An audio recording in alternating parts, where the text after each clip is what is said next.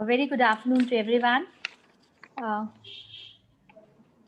a PhD in computational physics, along with a professional law degree, has been a practitioner in the field of law, IT enabled education, and IT implementation.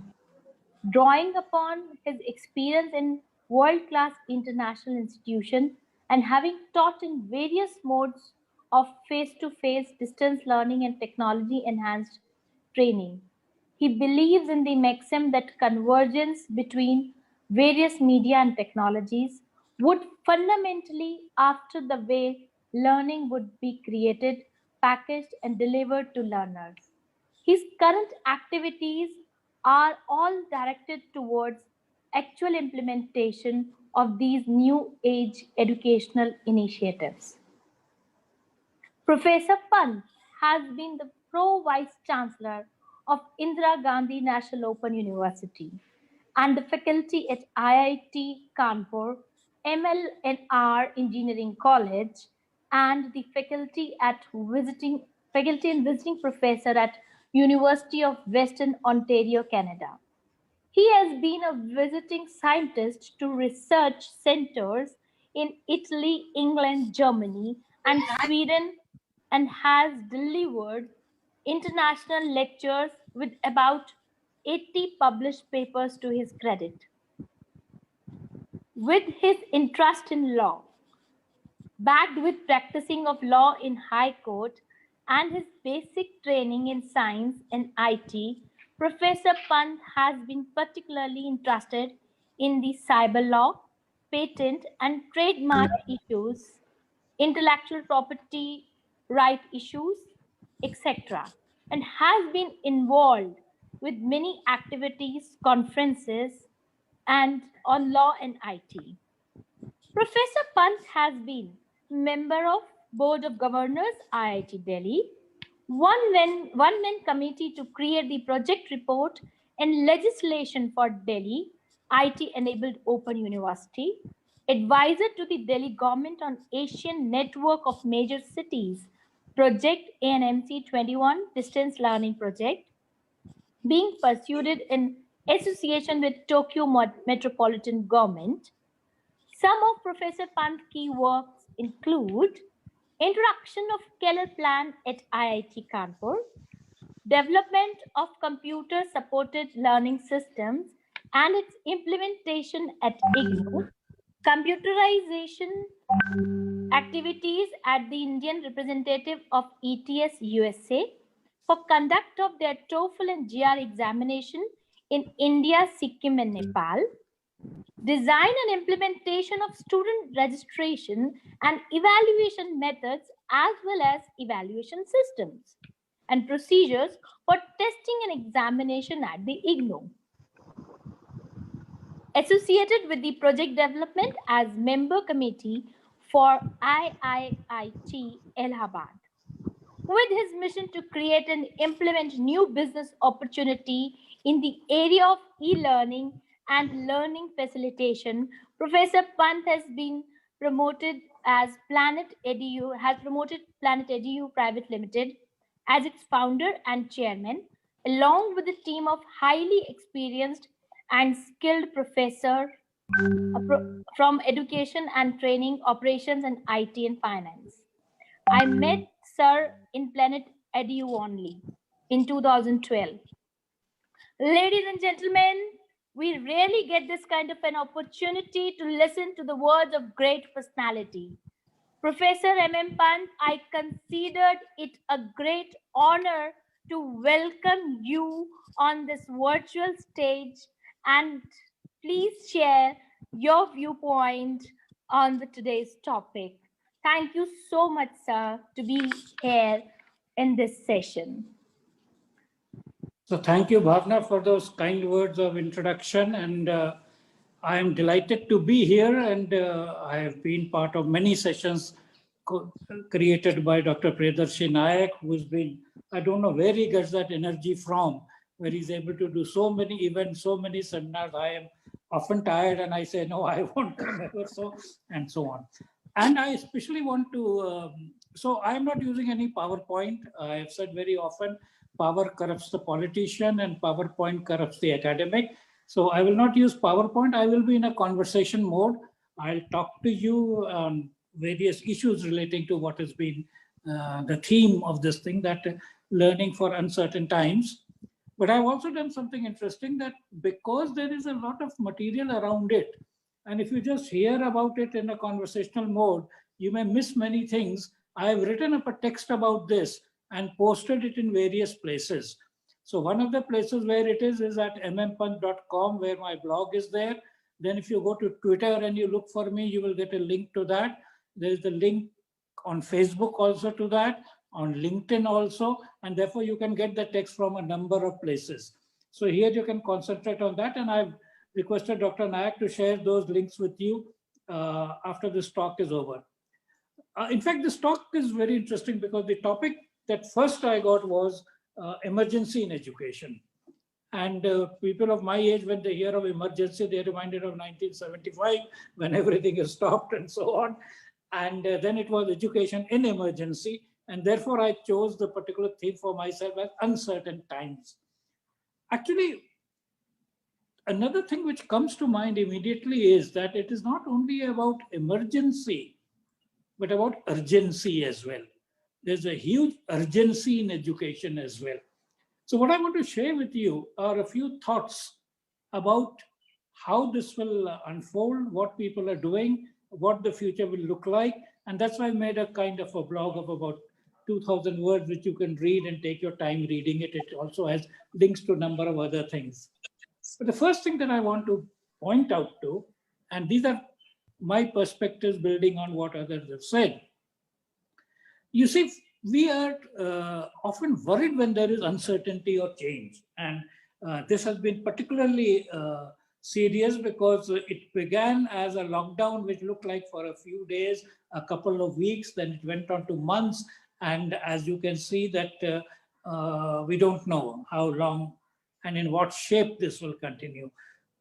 The other thing is that the World Health Organization director has been saying that don't think this is the last pandemic. Pandemics will become a part of our lives, and we will have to be trained or accustomed and prepared for dealing with pandemics in the future. This time we were a little less prepared, but in future we will have to be more prepared. So, as I said, it looks as if it is very difficult, but I come from a background of physics, and I've seen the story the last time there was such an uncertainty. And if you talk to somebody who studied physics and you talk about uncertainty, he will immediately be reminded of what was called Heisenberg's uncertainty principle. After hundreds of years of science and especially physics being deterministic, so much so that when Archimedes said, when he discovered the principle of a lever, give me a place to stand on and I can move the earth. And when Newton discovered this force of gravitation and his equations and Newton's laws of motion, it was clear that if you just say what is the situation at a certain point of time, we will be able to tell you what will happen at a future point of time. It was almost becoming arrogantly confident that physicists could tell you almost everything. And then, like what is happening now, suddenly things started to, let's say, get disturbed. And Heisenberg, who got a Nobel Prize for this, actually propounded something called an uncertainty principle. And that is very interesting. That normally, if you say that you can't say something, you will be apologetic about it, you will be defensive about it. But here he's saying, no, that's the way nature works. Intrinsically, at a certain level, nature is uncertain, which does not mean it is random, etc., etc. It only says it is no longer deterministic. And what I'm trying to say is that, as many of you know, those who have known physics and even otherwise, so there was Max Planck, Niels Bohr, Albert Einstein, and all these over about a decade or so came up with a completely new thing called quantum mechanics. Now, from that uncertainty and quantum mechanics, we have all this that we are seeing today. All the mobile phones, all the transistors, all the chips, all the thing that we are seeing is a result of quantum technologies. So uncertainty led to great stuff. And everything, in fact, most of the things that we are seeing today are based on quantum mechanics, which arose out of the uncertainty principle. And I was trying to see what would our way be around. And this is what my hope is, that in the next couple of decades, we will evolve and come up with a new model of education. And I must say that I am very happy that Dr. Vikesh Kaur, in her introductory comments, talked about Margaret Mead. Margaret Mead is actually known to be an anthropologist. She was very famous for a work called Coming of Age in Samoa. And she has this quotation that never underestimate the power of a few committed people to change the world. Indeed, that is the way it has always been. And I can give you the examples 100 years ago. All these people like Heisenberg and Max Born and Niels Bohr and Albert Einstein and then Dirac and our own C.V. Raman, whose birthday was celebrating yesterday or so. So all these created a new model. And what I'm saying is now we are going to look to a new model of learning. And the reason is that, as we have already seen, there's no debate on that, that there are many ways in which the old model cannot continue. So I will quickly come to try to tell you what, according to me, are some of the features of the new model. The most important feature of the new model is that learning is now going to be a lifelong affair. And therefore, from stage-based learning, you see, everybody is still talking of 16 years of schooling or 18 years of schooling. We are talking of lifelong learning. And as they say in Hindi, "Haath kangan ko RC kya," what are we doing here? None of us is at a school studying age or university going age, but we are actively participating. And as I said, the number of webinars and seminars and things that is going on, I don't have to say that lifelong learning will happen. Lifelong learning is already happening. And this is one of the very, very important things. And traditionally, we talk about Socrates as the one who was the real proponent of lifelong learning. And there's a story about Socrates that many of you know, that he was poisoned. He was sentenced to take poison. And on the night before he was to take the poison, he heard some very interesting tune. And he learned that tune at night. And somebody asked him, what is the point? Tomorrow you're going to die. Take poison. Why are you learning something? He says, so that I know one more thing before I die. That was the champion of lifelong learning. Even Bill Clinton, a former president of the US, and in my text I've given a link to his video, he is saying at the age of about 70 that the important thing is that you have to continue learning. And at the age of 70, with a political career behind him, he says that I want to understand particle physics and how does the universe work and so on. I think this is one of the most important things, which is the change that is happening.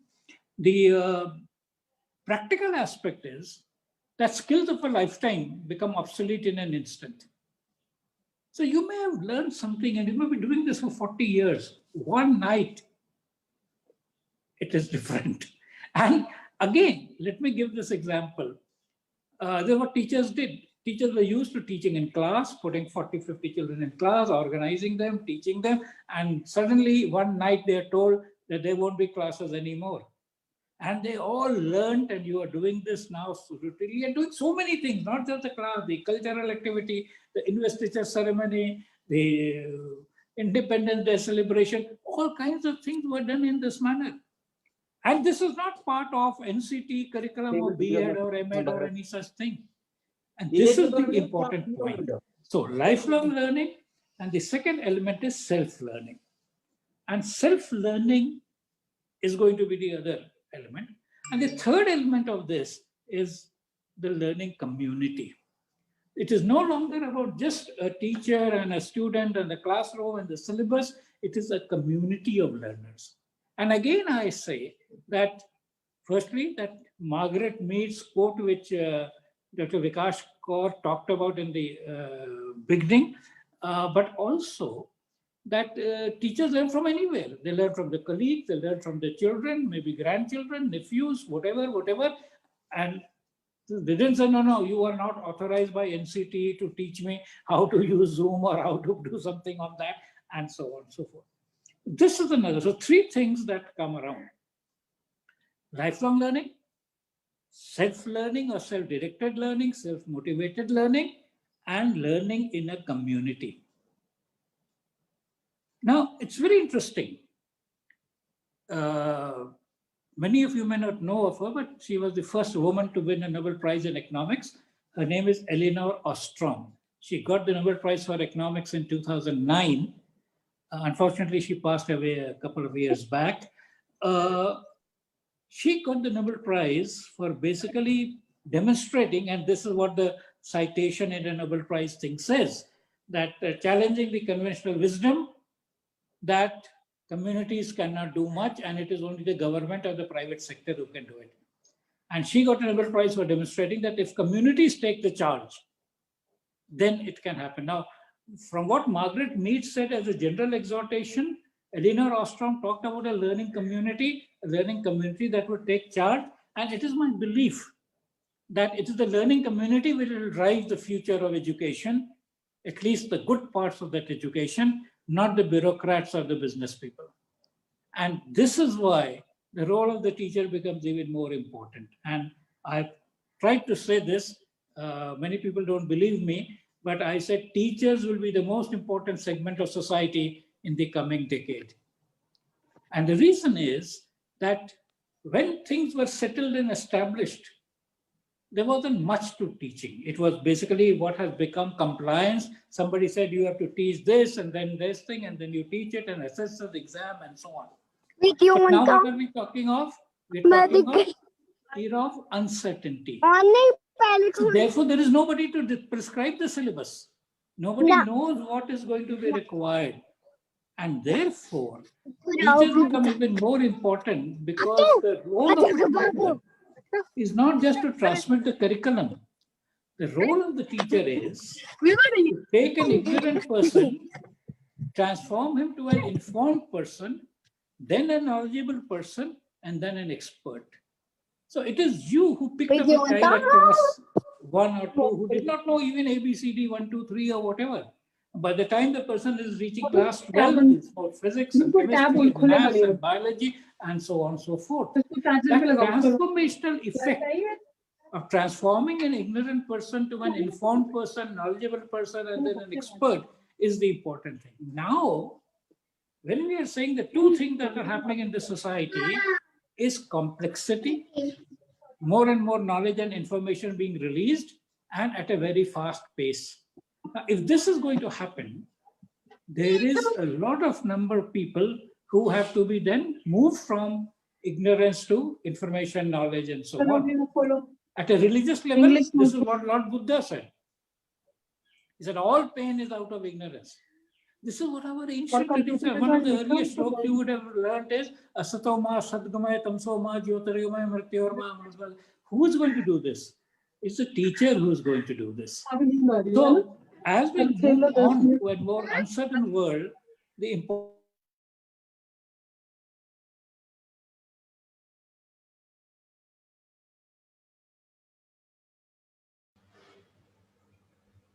Sir, you are on mute, sir.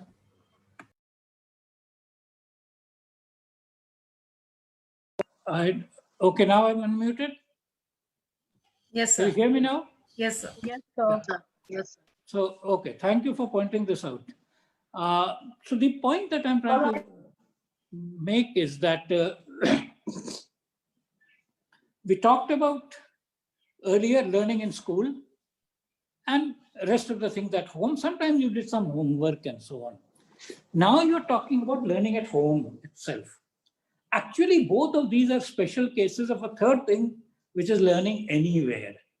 And this is what we are going to see in the post-uncertain world, that you could be learning anywhere. And you must have seen many people while they're going on a train, while they're in the metro, while they're flying, while they're even at a coffee shop, Starbucks, they're doing various things. Learning becomes something which you do everywhere and therefore anytime and therefore all the time. And you need to do learning all the time because of the rapid rate of change that we talked about. Now, one of the important, interesting aspects is that while all these look like challenges, the answer to these challenges have also come up in the emerging technologies of artificial intelligence and machine learning. And therefore, And there's a very nice book which I've recommended to a lot of people in my sessions by Anthony Seldon called The Fourth Education Revolution. He has said that there have been only 3 education revolutions so far, and this is the 4th one that we are talking about. And that AI is something which is going to help the teacher as well as the learner, as well as the self-learner. And therefore, it is very important that teachers embrace AI, learn about AI, and deploy it in their education kind of a scenario so that there is a more effective learning that is going on.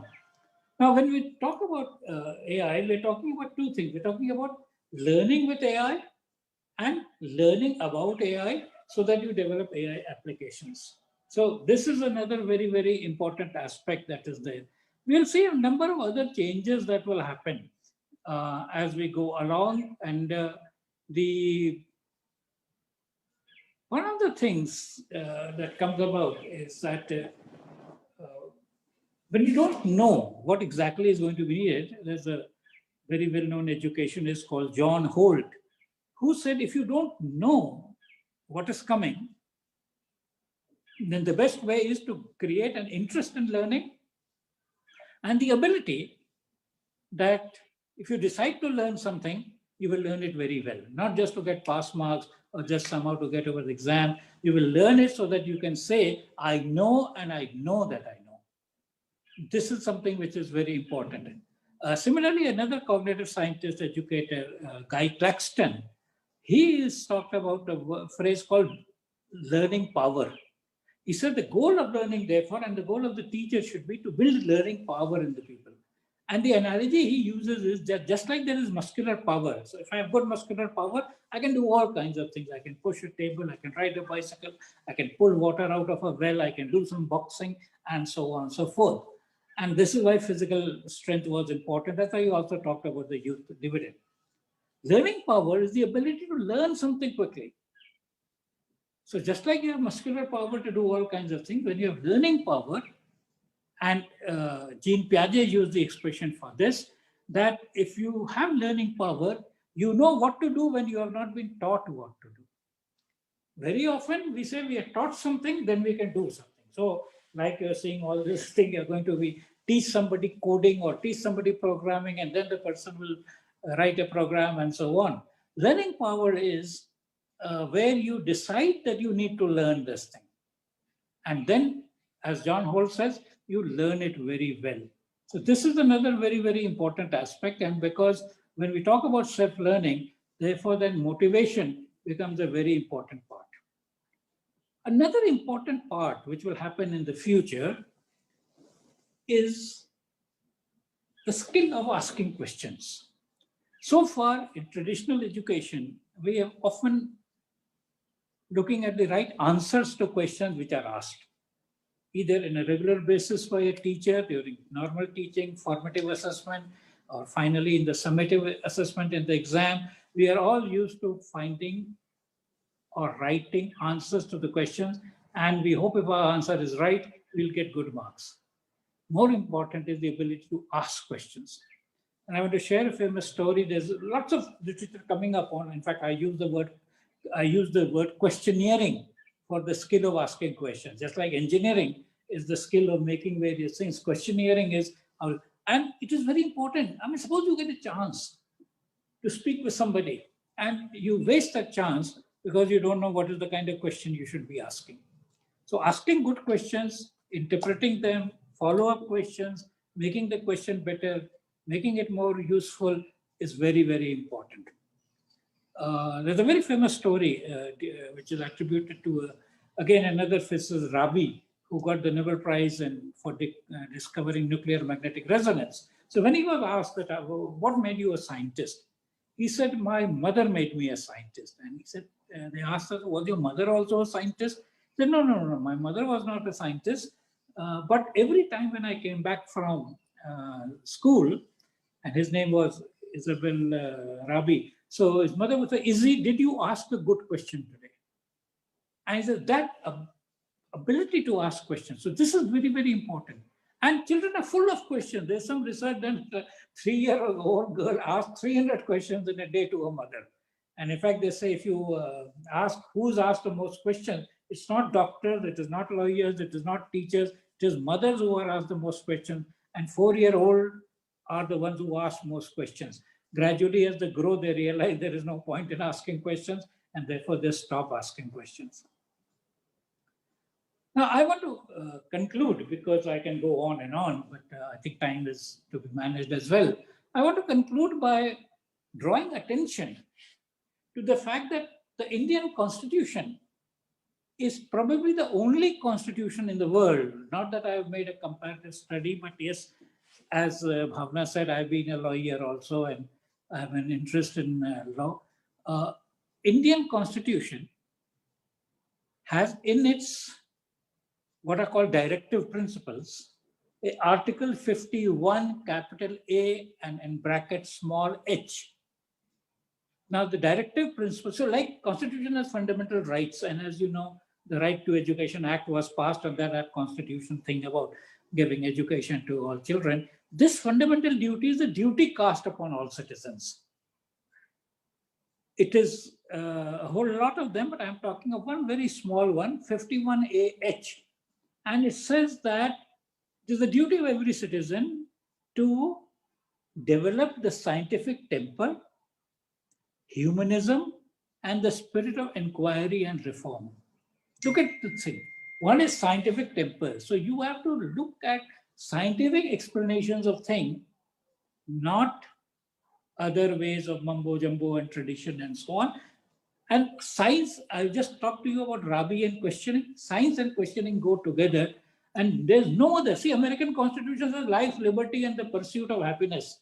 But there's a no. You must talk about humanism, spirit of inquiry, and reform. So everything that is being talked about today, innovation, etc., is a part of reform. And the spirit of inquiry is asking good questions, asking meaningful questions, and so on. And scientific temper is updating yourself and what things are happening. So when AI comes, you don't call it magic. You try to understand how it works, what it does, how I can use it. When, as I said, quantum mechanics comes around you, you don't start fighting with it, you start learning it. That is the development of the scientific temper. You try to ask, what is a quantum? How does it work? How is quantum mechanics different from other things? And so on and so forth. So this is something which is very important. As the last parting thing, it's very important, as I said, to know about artificial intelligence and machine learning. And in machine learning, you learn informally later on, but there are basically, what you have is a model, you feed the data to that model, and then you train that model so that in future it can predict. This is how you do human learning as well. You teach and then expect that later on the child who has learned this is able to use that something. Now, there are basically 4 methods that we use in machine learning.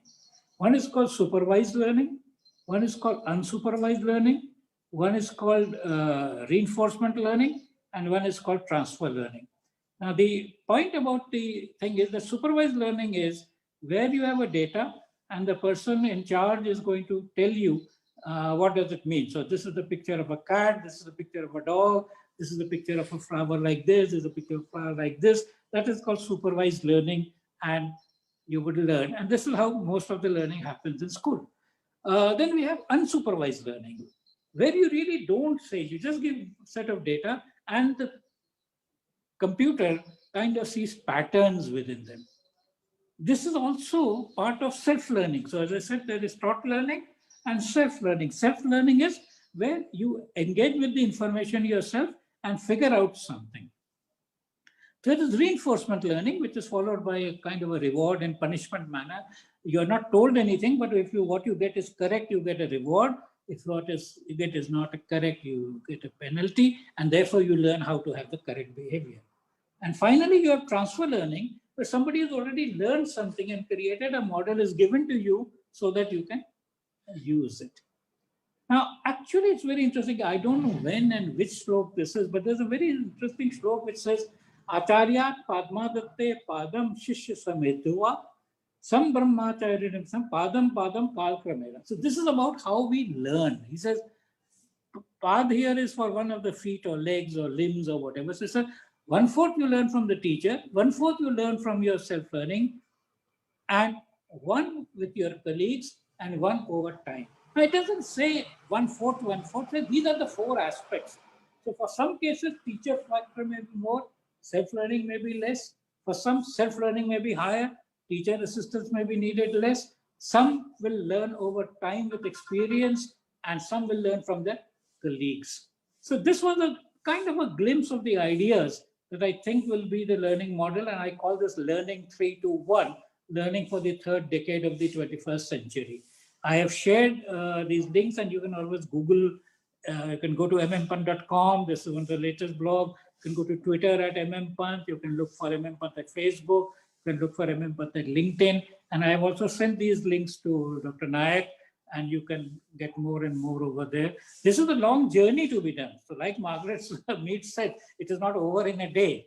This will be the next decade. We'll be working out new models of learning and so on. But what I can say is the future is very bright. The young people who will be adept with these new methods of learning, the new subjects of learning, the new topics of learning, artificial intelligence, machine learning, quantum technologies, they will have a very, very bright future. So my best wishes to both the students and the teachers and all of you. And finally, of course, to Dr. Priyadarshi Nayak for having organized such a wonderful meeting. Thank you.